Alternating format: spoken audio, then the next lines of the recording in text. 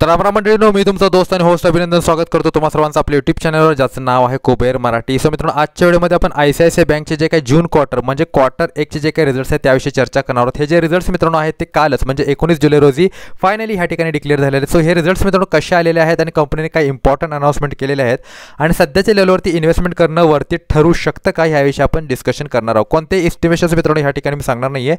Estimation सांगणं मित्रांनो थोडासा ह्या ठिकाणी सेबीच्या गाईडलाईन्सच्या अगेन जातं, व्हिडिओवरती स्ट्राईक वगैरे येऊ शकते. ओके, सो त्यामुळे एस्टिमेशन्स वगैरे मी ह्या ठिकाणी सांगणार नाही आहे. सो मित्रांनो बघा, काही इम्पॉर्टंट अनाउन्समेंट्स तर झालेले नाही आहे. डिव्हिडंड बोनस या ठिकाणी डिक्लेअर केला गेलेला नाही आहे. HDFC बँकेने मित्रांनो बोनस आणि डिव्हिडंड डिक्लेअर केलेला आहे, पण ICICI बँकेच्या बाबतीत असं तरी आपल्याला काही होताना सध्या तरी दिसत नाही आहे. ओके, सो चला आता आपण मित्रांनो पुढे जाऊन बघूया की कंपनीचा जो काही रेव्हेन्यू वगैरे आहे ह्या सगळ्या गोष्टी कशा राहिलेल्या आहेत या क्वार्टरमध्ये. सो सर्वप्रथम रेव्हेन्यूची चर्चा केली. 49,080 करोड रुपयांचा रेव्हेन्यू होता मित्रांनो. इंटरेस्ट बघितलात 23,090 कोटींचा इंटरेस्ट पे केलेला आहे. 31,991 करोड रुपयांचे एक्सपेन्सेस झालेले आहेत. आता मागील क्वार्टरमध्ये मित्रांनो रेव्हेन्यू जो होता यांचा मिळकत जी होती 48,387 करोड रुपये होती. सो डेफिनेटली मागील क्वार्टरपेक्षा जर तुम्ही बघितलं तर रेव्हेन्यूमध्ये थोडीशी वाढ आपल्याला हलकीशी होताना दिसते आणि जून 2024 मध्ये तोच रेव्हेन्यू 44,582 करोड रुपये होता. So definitely quarter on quarter एक चांगली रेव्हेन्यूमध्ये ग्रोथ आपल्याला कोटे ना कोटे होताना मित्रांनो आपल्याला पाहायला नक्कीच मिळत आहे. ओके, सो चला आता 6,002 कोटींचा मित्रांनो ह्या ठिकाणी फायनान्शियल प्रॉफिट आहे ह्यांचा आहे, म्हणजे मायनसमध्ये आहे. तितका त्यांचा काय झालेला आहे, फायनान्सिंग ह्या ठिकाणी लॉस झालेला आहे. ओके, मागील क्वार्टरमध्ये मित्रांनो हा 12,248 करोड रुपये होता, जी एक चांगली गोष्ट मित्रांनो. हा आकडा मित्रांनो ह्या ठिकाणी काय झालेला आहे, घसरलेला आहे.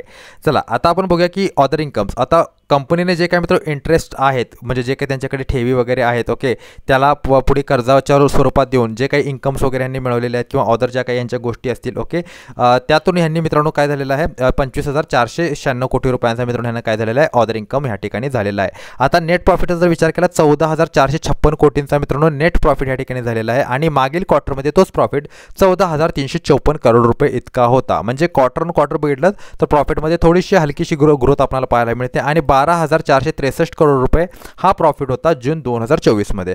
So quarter on quarter net profit मात्र ह्या ठिकाणी मित्रांनो काय होत आहे, ग्रो होत आहे असं आपल्याला स्पष्ट स्वरूप ह्या ठिकाणी दिसतंय. सो आता ही जी काही बँक आहे ती निफ्टीमध्ये मित्रांनो HDFC बँकेनंतर दुसऱ्या क्रमांकाला येते, त्यामुळे फंडामेंटली अत्यंत स्ट्रॉंग बँक आहे. जर तुम्ही इन्व्हेस्टमेंट म्हणा किंवा शॉर्ट टर्मच्या पॉईंट ऑफ व्ह्यू ह्यामध्ये इन्व्हेस्टमेंट करणार असाल सो डेफिनेटली एक चांगला स्टॉक मित्रांनो ह्या ठिकाणी आहे. पण अगेन मित्रांनो जे काही रिझल्ट्स येणार होते त्याच्या अगोदरच मित्रांनो ह्या स्टॉकमध्ये एक चांगली ग्रोथ आलेली होती आणि जर तुम्ही आपल्या चॅनलवरचे पहिलेच व्ह्यूवर असाल तर तुम्हाला माहित असेल की ICICI बँकेमध्ये थोडीशी ज्यावेळेला करेक्शन झाली होती तेव्हाच मी तुम्हाला स्पष्ट सांगितलं होतं की आता इन्व्हेस्टमेंट करण्याची एक चांगली संधी आहे. त्यावेळेस जर तुम्ही इन्व्हेस्टमेंट केली असेल तर कदाचित आता तुम्हाला एक चांगला प्रॉफिट मिळाला असता. पण सध्या इन्व्हेस्टमेंट करण्याची घाई करू नका. स्टॉकचं प्राइस थोडंसं आणखीन करेक्ट होऊ शकतं पुढच्या क्वार्टरपर्यंत. एक 10-15% हे झाल्यानंतर ह्याच्यामध्ये फॉल झाल्यानंतर तेव्हा तुम्ही ह्यामध्ये काय करू शकता, इन्व्हेस्टमेंट करू शकता. सध्या हाय लेवलला इन्व्हेस्टमेंट करण्यात ह्या ठिकाणी काहीच पॉईंट ऑफ व्ह्यू नाही आहे किंवा ट्रेडिंगच्या पॉईंट ऑफ व्ह्यूने इन्व्हेस्टमेंट करण्यात येते काहीच मित्रांनो अर्थ नाही आहे. सो आशा करतो व्हिडिओ तुम्हाला आवडला असेल. भेटतो पुढील व्हिडिओमध्ये. तोपर्यंत good bye, take care and good time. Thank you very much all of you.